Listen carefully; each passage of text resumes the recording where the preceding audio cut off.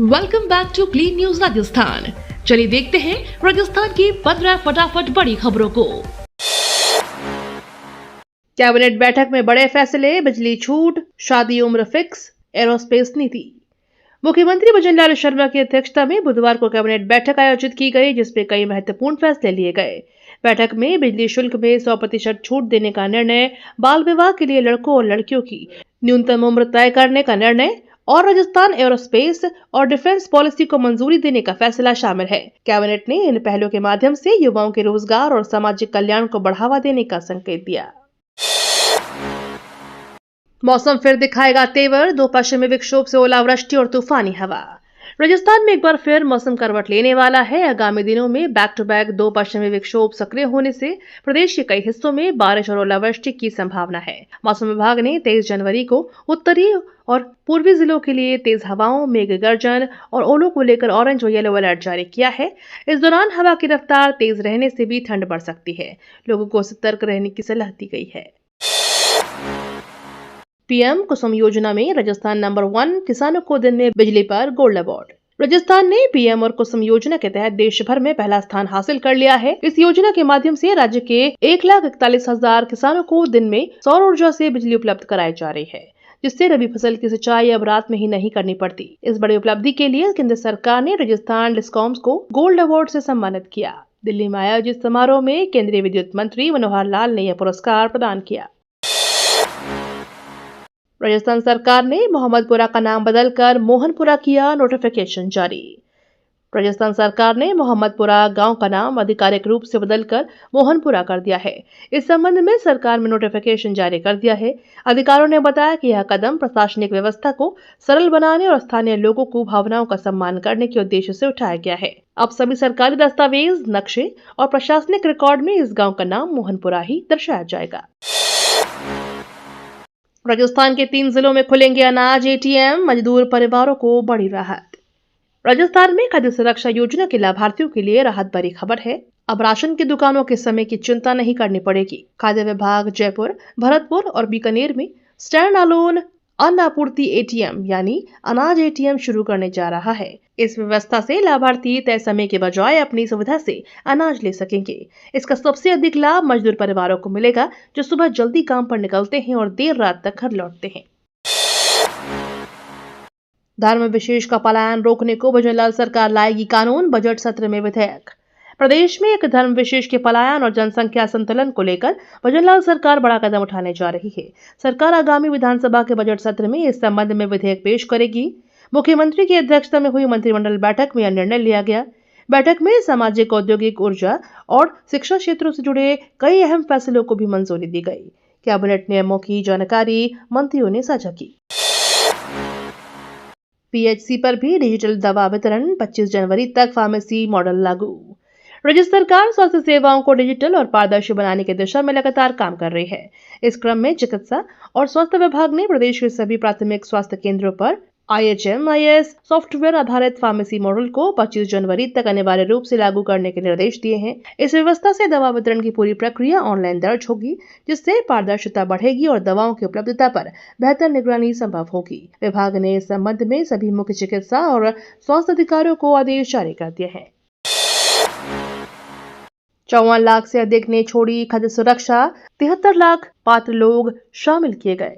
खाद्य एवं नागरिक आपूर्ति मंत्री सुमित गोदारा के अनुसार 1 नवंबर 2024 से शुरू हुए गिव अप अभियान में अब तक 54 लाख लोगों ने स्वेच्छा से खाद्य सुरक्षा सूची से नाम वापस ले लिया है। अभियान की अवधि 28 फरवरी तक रहेगी। इस दौरान स्वेच्छा से गिव अप नहीं करने वाले अपात्र लोगों के खिलाफ कड़ी कार्रवाई की जाएगी। वहीं अभियान के तहत 73 लाख पात्र लोगों को खाद्य सुरक्षा योजना में शामिल किया गया है। मुख्यमंत्री दौरे को लेकर ट्रैफिक एडवाइजरी जारी, कई मार्गों पर डायवर्जन।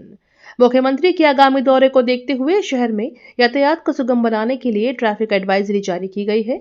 इस दौरान कई प्रमुख मार्गों पर वाहन मार्गों में डायवर्जन लागू रहेगा। पुलिस प्रशासन ने नागरिकों से अनुरोध किया है कि वे अल्टरनेट रूट का उपयोग करें और इस दौरान यातायात की स्थिति को ध्यान में रखते हुए समय पर निकलें। आवश्यक सेवाओं और आपातकालीन वाहनों के लिए विशेष प्रबंध किए गए हैं। सचिन पायलट टोंक दौरे पर, कांग्रेस ने ढोल नगाड़ों और नारेबाजी से स्वागत किया। राजस्थान के पूर्व उप मुख्यमंत्री सचिन पायलट बुधवार को टोंक के एक दिवसीय दौरे पर पहुंचे। कांग्रेस कार्यकर्ताओं ने ढोल नगाड़ों और आतिशबाजी के साथ उनका जोरदार स्वागत किया। इस दौरान लोग नारे लगा रहे थे, राजस्थान का मुख्यमंत्री कैसा हो, चिन पायलट जैसा हो। पायलट ने एसआईआर की फाइनल मतदाता सूची से जुड़ी दिक्कतों और 2018-19 की भर्ती परीक्षाओं में ओएमआर शीट फर्जीवाड़े सहित अन्य मुद्दों पर कांग्रेस कार्यकर्ताओं से बातचीत की। भाजपा मुख्यालय की जन सुनवाई में कांग्रेस कार्यकर्ता भी पहुंचे। मंत्री बीडम ने दिए निर्देश। भारतीय जनता पार्टी के प्रदेश कार्यालय में आयोजित जन सुनवाई के दौरान उस समय अलग दृश्य देखने को मिला जब भाजपा कार्यकर्ताओं के साथ कांग्रेस से जुड़े कार्यकर्ता भी अपनी समस्याएं लेकर पहुंचे। राजस्थान सरकार के गृह राज्य मंत्री जवाहर सिंह बेढ़म ने बिना किसी भेदभाव के सभी की शिकायतें गंभीरता से सुनी। उन्होंने संबंधित विभागीय अधिकारियों को समस्याओं के त्वरित और समयबद्ध निस्तारण के स्पष्ट निर्देश दिए। जन सुनवाई में बड़ी संख्या में लोग उपस्थित रहे। जैसलमेर से जयपुर तक ओरन बचाओ पदयात्रा शुरू, 21 फरवरी से धरना। रेगिस्तान की पारंपरिक जल संरक्षण और चौरागाह व्यवस्था के प्रतीक ओरन को बचाने के लिए जैसलमेर के श्री तनोट माता मंदिर से ओरन बचाओ पदयात्रा की शुरुआत की गई। धार्मिक अनुष्ठान के साथ ओरन संरक्षण का संकल्प लिया गया। यह पदयात्रा पोखरण, फलौदी, जोधपुर, नागौर और अजमेर सहित कई जिलों से होकर गुजरेगी। एक माह बाद 21 फरवरी को जयपुर विधानसभा पहुंचकर इसे अनिश्चितकालीन धरने में बदला जाएगा। अरावली विवाद पर सुप्रीम कोर्ट ने रोक का आदेश, नई विशेषज्ञ समिति नियुक्त। अरावली विवाद मामले में सुप्रीम कोर्ट ने बुधवार को जन सुनवाई की। अदालत ने राज्य सरकार को निर्देश दिया कि वह अरावली में किसी भी अवैध खनन गतिविधि पर तत्काल रोक सुनिश्चित करे। शीर्ष अदालत ने अगले आदेश तक यथास्थिति बनाए रखने का आदेश भी दिया। इसके अलावा सुप्रीम कोर्ट ने अरावली की परिभाषा, विस्तार और संरक्षण से जुड़े मुद्दे की समग्र जांच के लिए नई विशेषज्ञ समिति नियुक्त करने की घोषणा की। पुरस्कृत शिक्षक फोरम ने महुआ विधायक को ज्ञापन सौंपा, वेतन वृद्धि की मांग। राष्ट्रीय और राज्य स्तरीय पुरस्कृत शिक्षक फोरम की जिला इकाई ने महुआ विधायक राजेंद्र मीणा को ज्ञापन सौंपा। फोरम ने भाजपा के चुनावी घोषणा पत्र में किए गए वादे के अनुसार राष्ट्रीय और राज्य स्तर पर सम्मानित शिक्षकों को अतिरिक्त वेतन वृद्धि देने की मांग की। शिक्षकों ने कहा कि यह घोषणा अब तक लागू नहीं हुई है, जिस पर उन्हें नाराजगी है। उन्होंने विधायक से जल्द इस वादे को लागू कराने का आग्रह किया। मुख्य सचिव ने आयुष विभाग की योजनाओं की समीक्षा, चिकित्सालयों के निरीक्षण निर्देश दिए। मुख्य सचिव ने आयुष विभाग की योजनाओं की प्रगति और नवाचारों की समीक्षा की। इस दौरान उन्होंने विभाग के चिकित्सालयों में गुणवत्ता और सेवाओं की नियमित जांच पर जोर दिया। मुख्य सचिव ने सभी संबंधित अधिकारियों को निर्देश दिए कि वे अपने अपने चिकित्सालयों का समय समय पर निरीक्षण करें और मरीजों को बेहतर सुविधाएं सुनिश्चित करें। यह कदम आयुष विभाग की सेवाओं में पारदर्शिता और सुधार को बढ़ावा देगा। डोंगरी बांध रद्द करने की मांग पर ट्रैक्टर रैली, पुलिस पर पथराव में घायल जवान। सवाई माधोपुर में पूर्वी राजस्थान नहर परियोजना के तहत प्रस्तावित डोंगरी बांध को रद्द करने की मांग को लेकर आंदोलन समिति ने बुधवार को ट्रैक्टर रैली निकाली। अजनौटी गांव में आयोजित आम सभा के दौरान कुछ उपद्रवियों ने पुलिस पर पथराव किया। इस घटना में पुलिस के कुछ जवान घायल हो गए और कुछ गाड़ियां क्षतिग्रस्त हुई।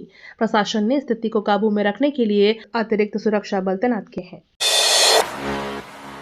नीमराना में एचपीवी वैक्सीन प्रशिक्षण शुरू, ब्लॉक की 20 पंचायतें टीबी मुक्त घोषित। नीमराना में सर्वाइकल कैंसर से सुरक्षा के लिए नई एचपीवी वैक्सीन के प्रशिक्षण कार्यक्रम की शुरुआत कर दी गई है।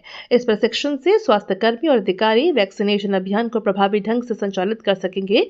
वहीं ब्लॉक की 20 पंचायतों को टीबी मुक्त घोषित किया गया है, जो क्षेत्र में स्वास्थ्य सेवाओं की सफलता को दर्शाता है।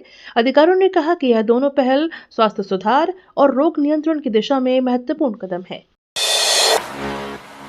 अलाय को पंचायत समिति मुख्यालय बनाने की मांग तेज, ग्रामीणों का अर्धनग्न प्रदर्शन। नागौर जिले के अलाय क्षेत्र को नवसृजित पंचायत समिति का मुख्यालय घोषित करने की मांग ने अब उग्र रूप ले लिया है। लंबे समय से शांतिपूर्ण धरना दे रहे ग्रामीणों ने बुधवार को जिला मुख्यालय पर अर्धनग्न होकर विरोध प्रदर्शन किया। कलेक्ट्रेट परिसर से बाहर बड़ी संख्या में जुटे ग्रामीणों ने प्रशासन के खिलाफ जमकर नारेबाजी की और अपना आक्रोश जताया। प्रदर्शनकारियों ने चेतावनी दी कि मांग पूरी नहीं हुई तो आंदोलन और तेज किया जाएगा। डीग ब्रजनगर को 3 बड़ी सौगातें, सड़क, तीर्थ और पेयजल परियोजनाएं मंजूर। राजस्थान के डीग ब्रजनगर क्षेत्र के लिए बुधवार का दिन विकास की दृष्टि से ऐतिहासिक रहा। राज्य सरकार ने क्षेत्र को एक साथ सड़क, धार्मिक पर्यटन और पेयजल से जुड़ी 3 बड़ी परियोजनाओं की मंजूरी दी है। इन योजनाओं से क्षेत्र की सड़क कनेक्टिविटी मजबूत होगी, धार्मिक स्थलों का विकास होगा और पेयजल की समस्या से राहत मिलेगी। इन स्वीकृतियों से न केवल बुनियादी ढांचे को मजबूती मिलेगी, बल्कि स्थानीय लोगों को बेहतर सुविधाएं और नए अवसर भी प्राप्त होंगे। माचिया बायोलॉजिकल पार्क में वन्यजीवों को गोद लेने की नई पहल शुरू। जोधपुर में माचिया बायोलॉजिकल पार्क में वन्यजीव संरक्षण को बढ़ावा देने के लिए नई पहल शुरू की गई है। अब आम लोग शेर, भालू, टाइगर और हिरण जैसे जानवरों को गोद लेकर उनके संरक्षण और देखभाल में सहयोग कर सकते हैं। पार्क प्रशासन ने इसके लिए सूचना भी जारी कर दी है। अधिकारियों के अनुसार राज्य सरकार के निर्देश पर यह प्रयास किया गया है। हालांकि लोगों ने रुचि दिखाई है, लेकिन फिलहाल किसी ने भी किसी जानवर को गोद नहीं लिया है। आचार्य धीरेन्द्र शास्त्री की कथा को लेकर कड़े इंतजाम, 2250 पुलिसकर्मी तैनात। रामगंज मंडी उपखंड के फतेहपुर स्थित रीको क्षेत्र में 23 फरवरी से आचार्य धीरेन्द्र शास्त्री की श्रीराम कथा आयोजित होगी। 3 दिवसीय इस आयोजन में बड़ी संख्या में श्रद्धालुओं के पहुंचने की संभावना को देखते हुए सुरक्षा के कड़े इंतजाम किए गए हैं। करीब 2250 पुलिसकर्मियों की तैनाती की जाएगी और 100 सीसीटीवी कैमरों से निगरानी रखी जाएगी। आईजी कोटा रेंज राजेंद्र प्रसाद गोयल और एसपी कोटा ग्रामीण सुजीत शंकर ने कथा स्थल का निरीक्षण कर व्यवस्थाओं का जायजा लिया। मरु महोत्सव 2026 में जैसलमेर, समलखमणा और खुहड़ी में सजेगा लोक संस्कृति का रंग। राजस्थान की लोक संस्कृति और मरुस्थलीय विरासत को वैश्विक पहचान दिलाने वाला मरु महोत्सव 2026 इस वर्ष जैसलमेर, समलखमणा और खुहड़ी में भव्य रूप से आयोजित होगा। महोत्सव के दौरान सेलिब्रिटी कलाकारों की सांस्कृतिक प्रस्तुतियां आकर्षण का केंद्र रहेंगी। इसके साथ ही mister desert, miss Moomal 2026, camel polo, camel race और अन्य पारंपरिक प्रतियोगिताएं पर्यटकों को राजस्थानी संस्कृति से रूबरू कराएंगी। यह आयोजन पर्यटन को भी नई ऊंचाई देगा। जोधपुर में 4 लेन फ्लाईओवर का निर्माण शुरू, 90 करोड़ में जाम से राहत। जोधपुर के व्यस्त एम्स नहर चौराहे पर ट्रैफिक व्यवस्था जल्द ही कम होने वाली है। राज्य सरकार और जेडीए की योजना के तहत नहर चौराहे और पाल रोड और शास्त्री नगर थाना लोनी पंचायत समिति तक 4 लेन फ्लाईओवर का निर्माण शुरू हो गया है। 90 करोड़ रुपए की लागत से बने इस फ्लाईओवर से 4 प्रमुख मार्गों पर जाम की समस्या से बड़ी राहत मिलेगी। जोधपुर से गुवाहाटी के बीच चलेगी स्पेशल ट्रेन, बांदीकुई समेत कई ठहराव। अतिरिक्त यात्री भार को देखते हुए रेलवे ने जोधपुर से गुवाहाटी के लिए एक तरफा स्पेशल ट्रेन चलाने का निर्णय लिया है। उत्तर पश्चिम रेलवे के मुख्य जनसंपर्क अधिकारी शशि किरण के अनुसार ट्रेन संख्या 04835 जोधपुर गुवाहाटी स्पेशल आज से दोपहर 3:30 बजे जोधपुर से रवाना होगी। यह ट्रेन रास्ते में बांदीकुई सहित कई प्रमुख स्टेशनों पर ठहराव करेगी। इस स्पेशल सेवा से यात्रियों को बड़ी सुविधा मिलेगी। धर्मेंद्र प्रधान ने कहा, समावेशी और समान शिक्षा से ही विकसित भारत का मार्ग तय होगा। केंद्रीय शिक्षा मंत्री धर्मेंद्र प्रधान ने समावेशी और समान शिक्षा पर जोर दिया। उन्होंने कहा कि स्कूल से उच्च शिक्षा तक नामांकन बढ़ने के बावजूद कई दिव्यांग बच्चों को समान अवसर नहीं मिल पा रहे हैं। शिक्षा मंत्रालय ने इन्हें समान अवसर देने और पढ़ाई में पीछे न रहने देने के लिए पहल तेज की है। प्रधान ने समाज से सहयोग की अपील की और कहा कि समान अवसर, गरिमा और भागीदारी पर आधारित सामूहिक दृष्टिकोण ही विकसित भारत की दिशा में मार्ग तय करेगा। ये तो थी राजस्थान की बड़ी खबरें। रोजाना सबसे पहले अपडेट पाने के लिए क्लीन न्यूज राजस्थान को अभी सब्सक्राइब करें।